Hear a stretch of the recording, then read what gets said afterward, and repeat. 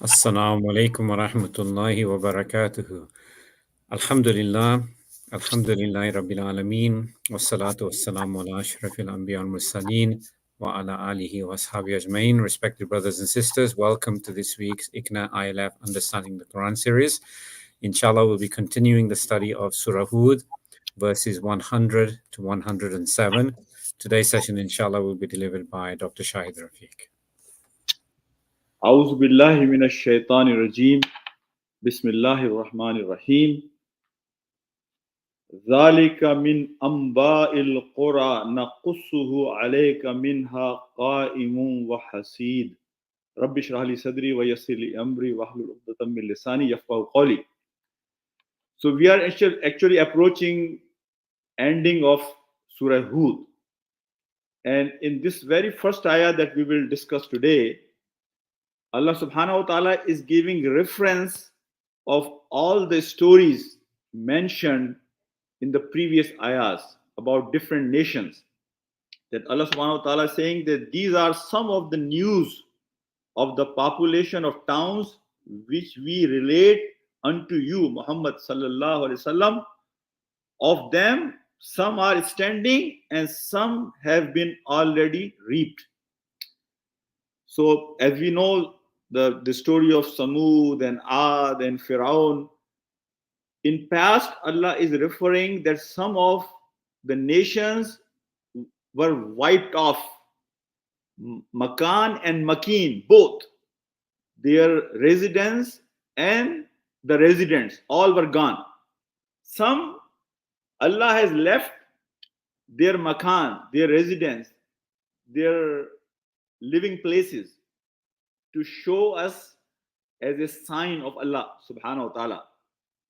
You know, as we will go through a few more ayahs that we will discuss, that all these stories, they have message,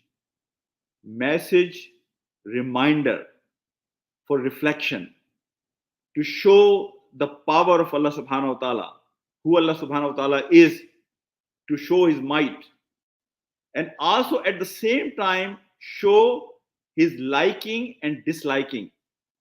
History tells us who is ruined, who was vanished, and who was blessed. So it shows liking and disliking of Allah subhanahu wa ta'ala. And at the same time, it shows the very permanent set sunnah of Allah subhanahu wa ta'ala. That if nations, they disobey and they transgress all the red lines set by Allah subhanahu wa ta'ala, only then Allah punishes them. This is a very important point that I want to share. If you read the whole Quran, Allah never talks about the punishment for mu'mineen. When Allah is talking about very harsh punishment, he is talking about non-believers. And among non-believers, not the common non-believer. Rather, he is talking about the people who really have crossed all the limits. And they were among the people who were baghi, rebellious from all aspects. They were trying to fight with Allah subhanahu wa ta'ala, disobeying at all levels. So there is a set sunnah of Allah subhanahu wa ta'ala that Allah never catches, never punishes anybody on single mistake or simple common mistakes.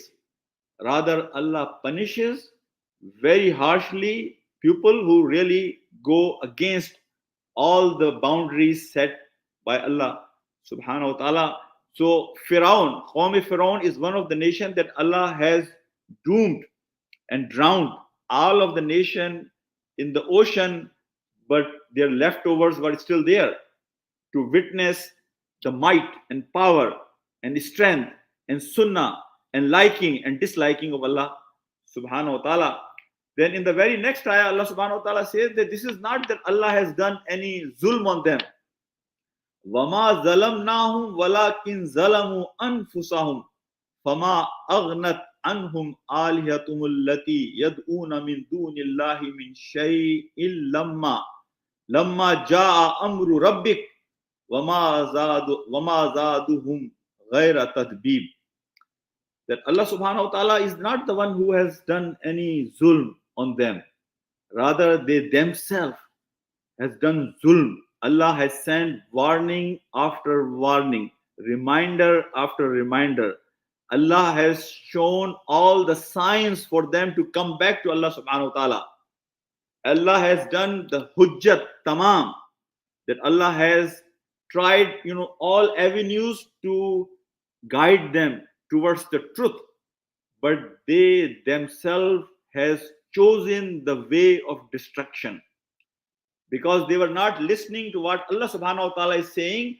Rather, they were relying on their false gods, and when they were facing destruction, when they were getting doomed, when they were getting this punishment, their false gods were not there to support them. This is one of the beauty that I always highlight of Quran. Between the lines, Quran is challenging our intellect. That now what happened? If you look at the history, what has happened to Samud and Ad and Pharaoh and Shuaib's nation and all those previous nations, and they were all relying on their false gods.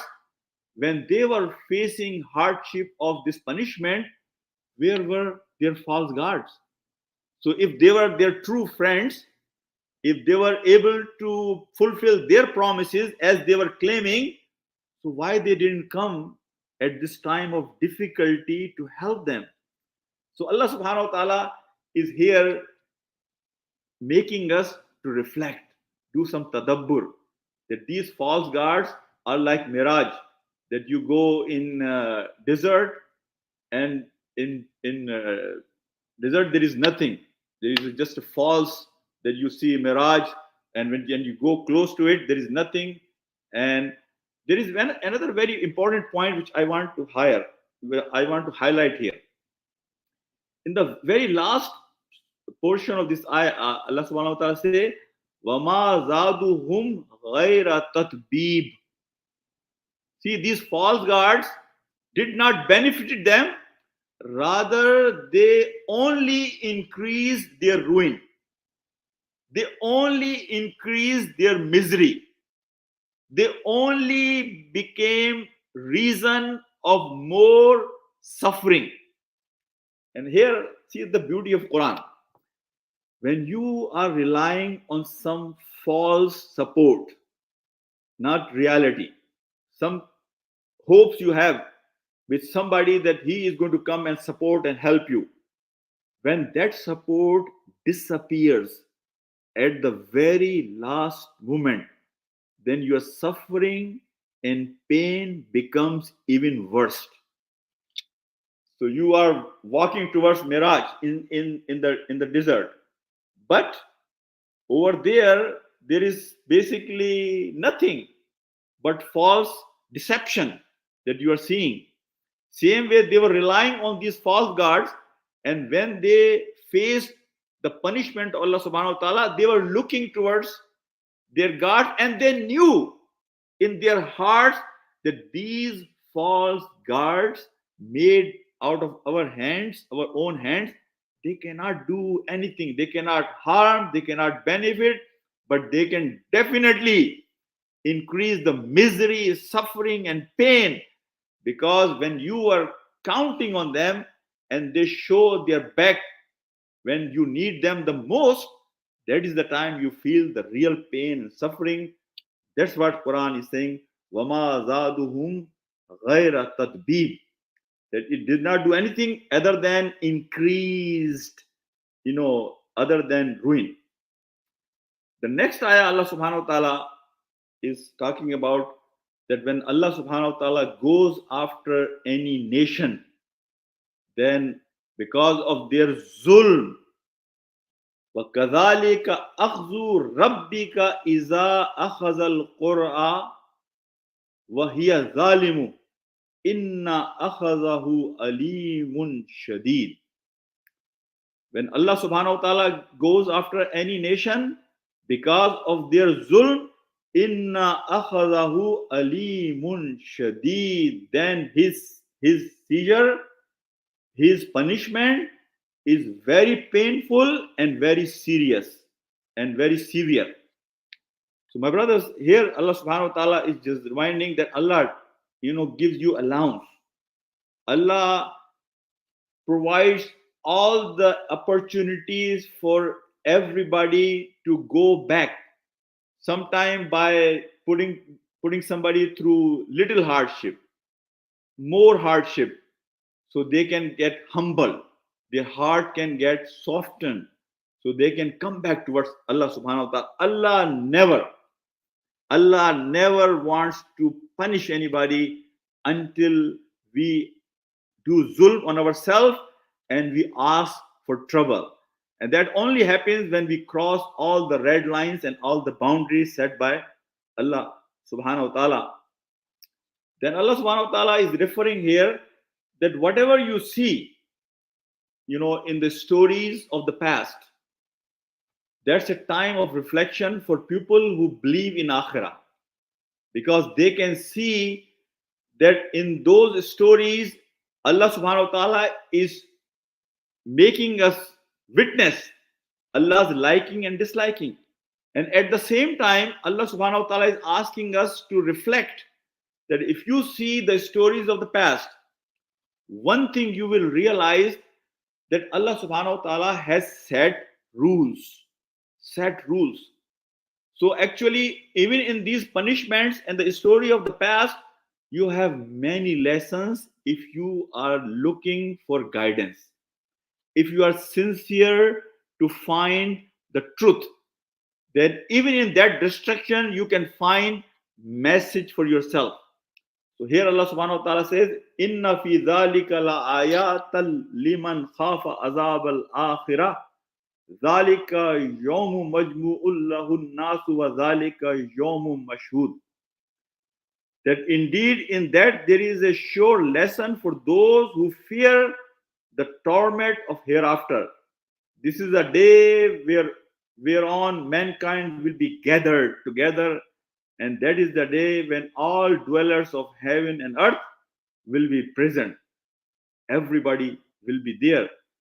And Allah subhanahu wa ta'ala, through all these stories, is telling us another important message that which I want to communicate here.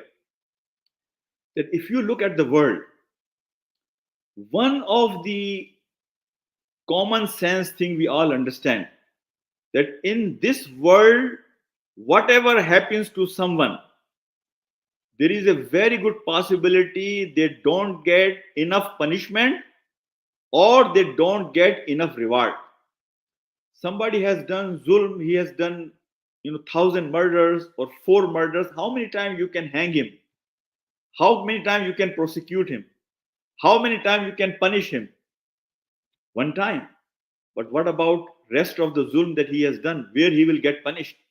Same way, if you see all around you, you will notice that there are people who are very righteous people, very punctual in their salah.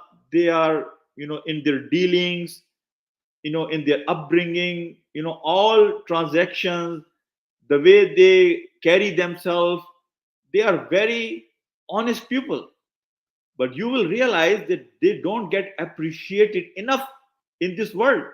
So there should be a day when they should get rewarded for whatever good they have done in this dunya. So both ways, human nature is asking us that there should be a day when somebody who has done real zulm should be punished according to his zulm, and the one who has done good should be rewarded according to his good.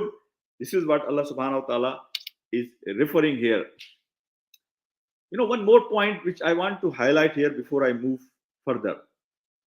Maulana Maududi rahmatullah alayh has written one beautiful book, Rise and Fall of Nations. And then he has given different reasons why nations they fall and why the nations they get uplifted. And Maulana has used 2 categories. One are the basic morals and values as a human being, and then basic moral values and ethics as a Muslim. And Allah subhanahu wa ta'ala says that the nation who has more of these two qualities, basic human morals and values and qualities, plus on top of that, they have basic moral and values based on their faith, religion, Islam. These are the nations that Allah subhanahu wa ta'ala uplift them. Allah holds their hand.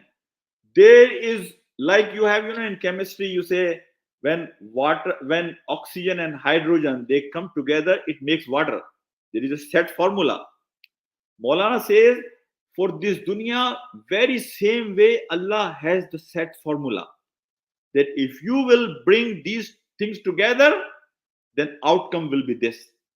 For any nation to get raised in this dunya, they have to fulfill those requirements, and you can see the reflection of that in the history on all these stories that Allah subhanahu wa ta'ala has mentioned in Quran, my brothers and my sisters. Then in the next ayah, Allah subhanahu wa ta'ala says, وَمَا نُؤَخِّرُهُ إِلَّا لِأَجَلٍ مَعْدُودٍ, that and we delay it only for the term already fixed. Here Allah subhanahu wa ta'ala is reminding us that your allowance, the time of the akhirah, time of the hour, is not that Allah doesn't know.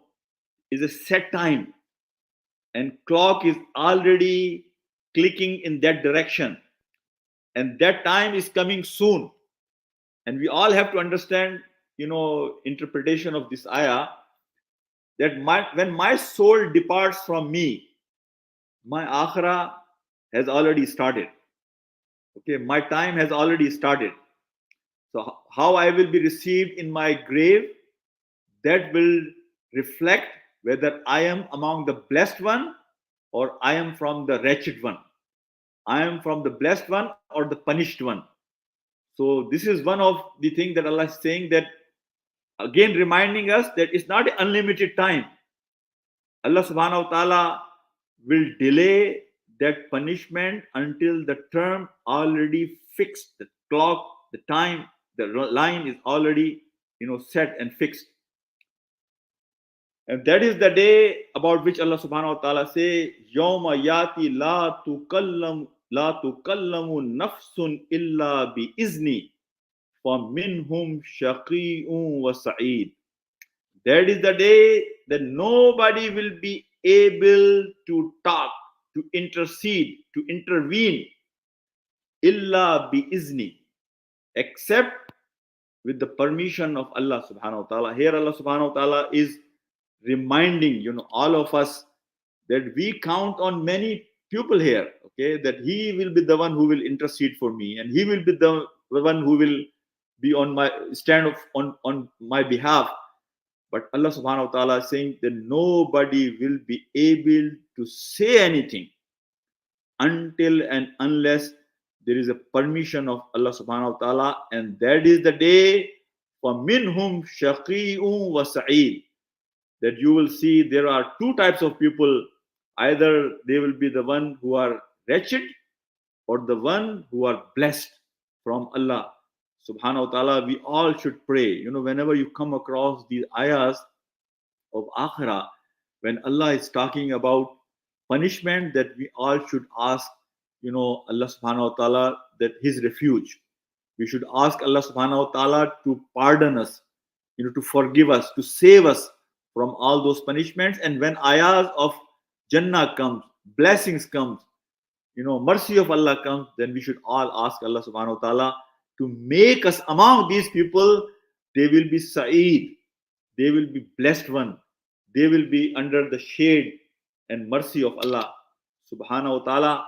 The next ayah Allah subhanahu wa ta'ala says, فَأَمَّا الَّذِينَ شَقُوا فَفِي النَّارِ لَهُمْ فِيهَا زَفِيرٌ وَشَهِيقٌ.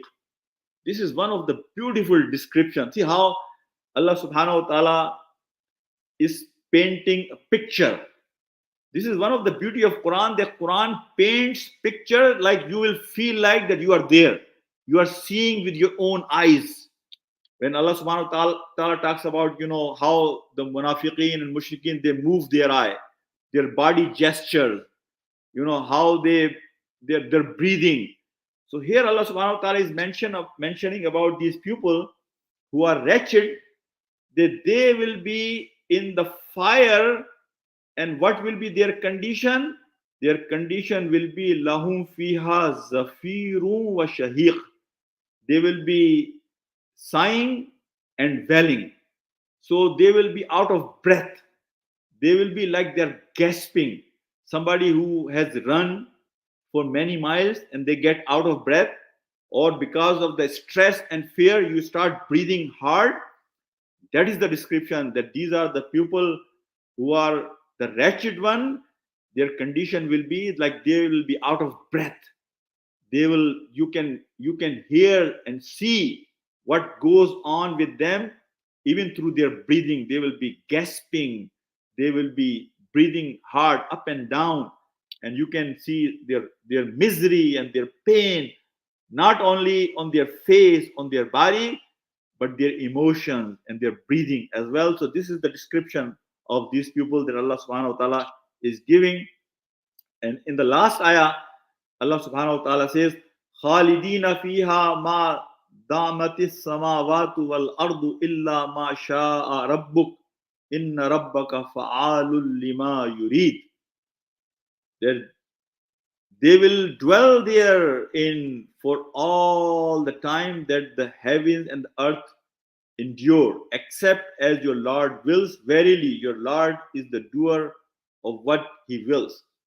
So they will stay there until your Lord decides for them something, otherwise. Maulana Amin Hassan Islai Sahab has written, when Allah is mentioning here about Samawat and Earth, is not the same Samawat and Earth. Because when hour will come, this earth and Samawat and skies, they will be vanished. They will change. We don't know what will be their form, but that will not be the same earth and same Samawat. They all will be gone. So here Allah is saying that, giving reference of Samawat and earth, until Allah subhanahu wa ta'ala wants them to stay where they are.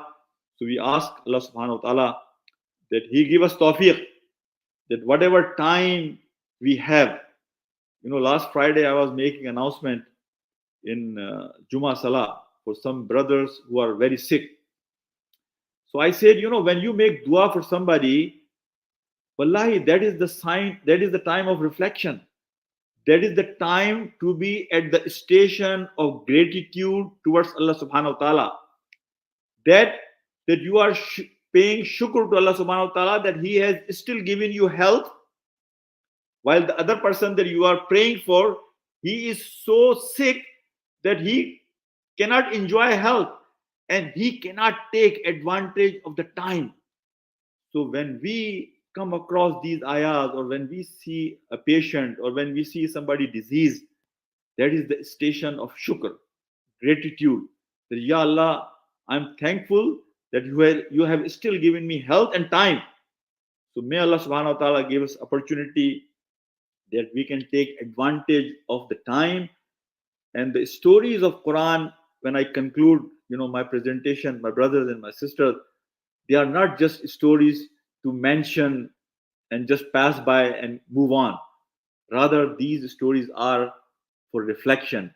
And today's session is reminding us to reflect and see why these nations were doomed, why these nations faced destruction of Allah subhanahu wa ta'ala, wrath of Allah subhanahu wa ta'ala, what wrong they had done, and why Allah subhanahu wa ta'ala has punished them, so that we don't repeat those mistakes. May Allah subhanahu wa ta'ala give us tawfiq, that we can learn our lessons and we can become better in our actions, in our behaviors, in our attitude, and in our approach towards deen and this dunya. Wa akhiru dawana anil hamdulillahi rabbil alameen. Assalamu alaikum wa rahmatullahi wa barakatuh.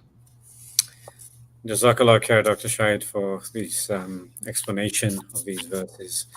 So, inshallah, the question I have is when we reflect on these verses, there's a lot in these verses that we can become scared of in terms of the next world.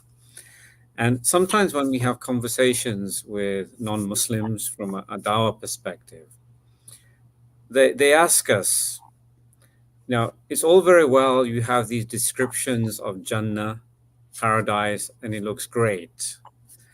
But why does your Lord have to frighten you with all of these threats as to what will happen if you don't do this and this and this?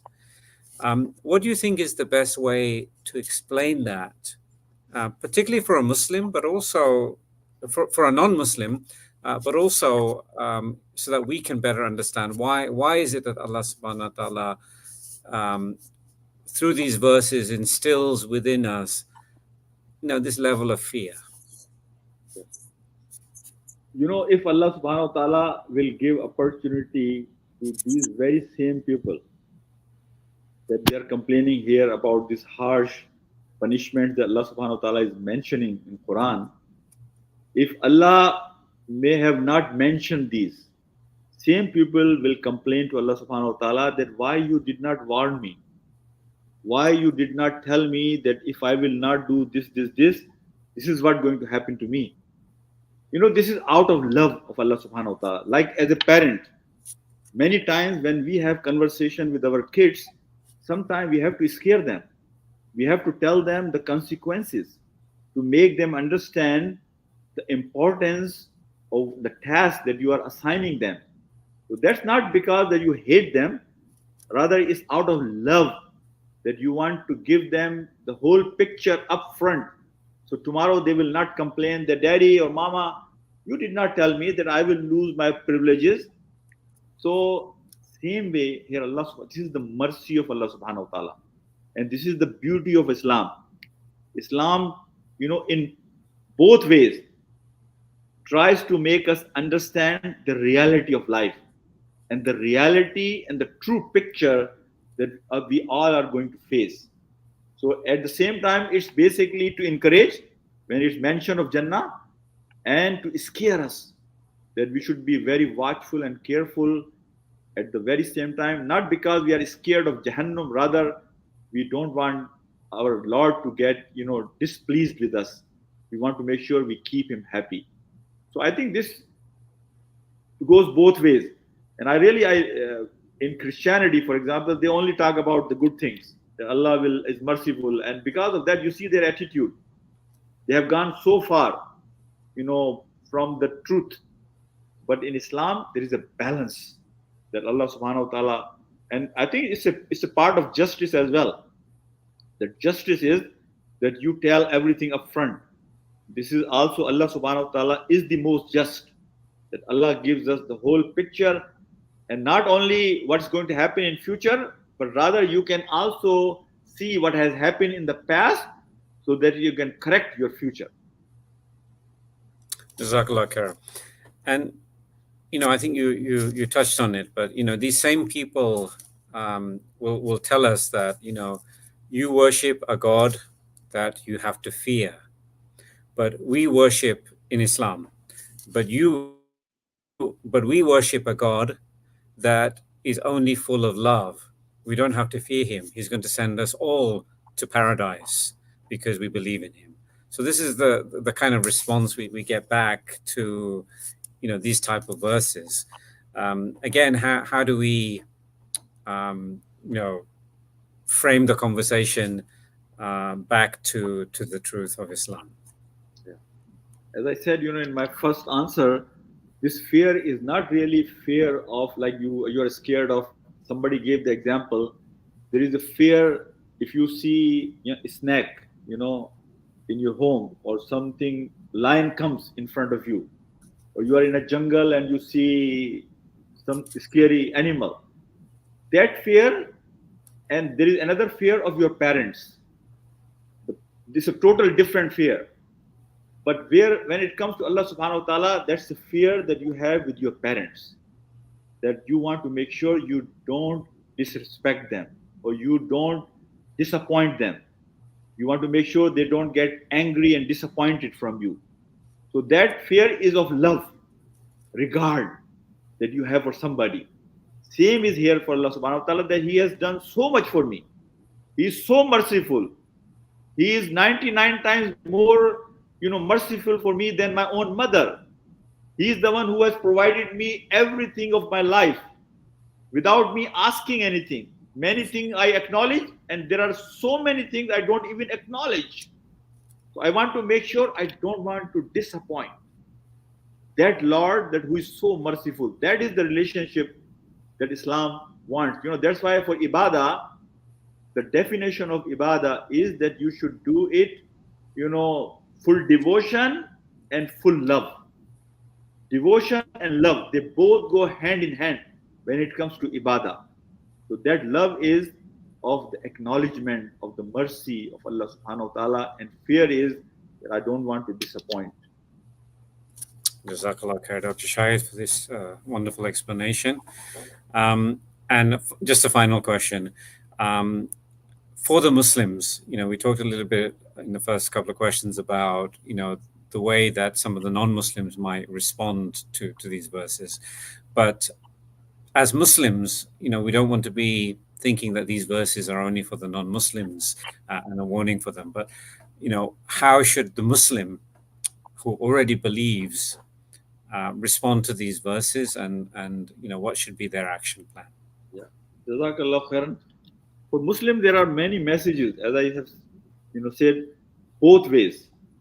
The positives, that you should have more belief, yaqeen, certainty, conviction on your deen, the promises of Allah subhanahu wa ta'ala. And when you go through the history, you can see the power and the might of Allah subhanahu wa ta'ala, and you can see rationale of Allah subhanahu wa ta'ala. So for us, it is very important that we should understand the positives and the negatives of whatever has happened in the past to plan our future. So I think these ayahs are to increase my faith. These ayahs are to make me more firm in my belief. These ayahs are to make me happy about the promises of Allah subhanahu wa ta'ala. Make me more, looking forward personality, that I'm looking forward that when I will meet my Rabb, these are the rewards that Allah subhanahu wa ta'ala is going to award me. And the biggest reward is that Allah will be happy with you. That is the biggest reward. Forget about Jannah. Some people, they say, if you really are doing good deeds because of the fear of Jahannam, you are like a tajir, merchant. But if you are doing that for the love of Allah subhanahu wa ta'ala, and that is basically is the one that you are doing in the station of ihsan, that you are the one who is loving Allah subhanahu wa ta'ala. That is the station of love of Allah subhanahu wa ta'ala. So we want to make sure that we develop this relationship based on love, and we always use these ayahs to increase our conviction and faith in the promises of Allah subhanahu wa ta'ala. And we should try to avoid things, and until the last breath.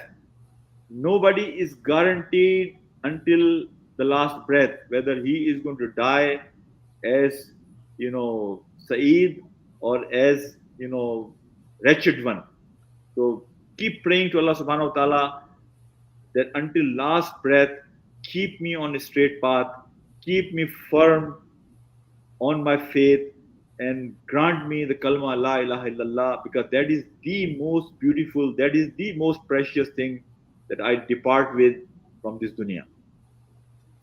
Jazakallah khair, Dr. Shahid. May Allah subhanahu wa ta'ala reward you. May Allah give us all tawfiq to reflect on these verses in the correct way and implement them in our lives. With that, we'll end today's session. Continue, inshallah, same time, 9 p.m. Eastern Time next Wednesday. Subhanak Allahumma wa bihamdik. Ashhadu an la ilaha illa ant. Astaghfiruka wa atubu ilayk. A'udhu billahi minash shaitanir rajim. Bismillahir rahmanir rahim. Wal asr. إن الإنسان لفي خسر إلا الذين آمنوا وعملوا الصالحات وتواصوا بالحق وتواصوا بالصبر. صدق الله العظيم. السلام عليكم ورحمة الله وبركاته. Allahu Akbar.